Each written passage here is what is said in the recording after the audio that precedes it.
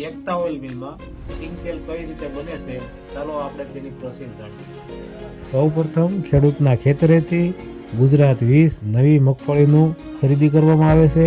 ત્યારબાદ અમારા મિલના ગોડાઉનની અંદર સિંગનો સંગ્રહ કરવામાં આવે છે.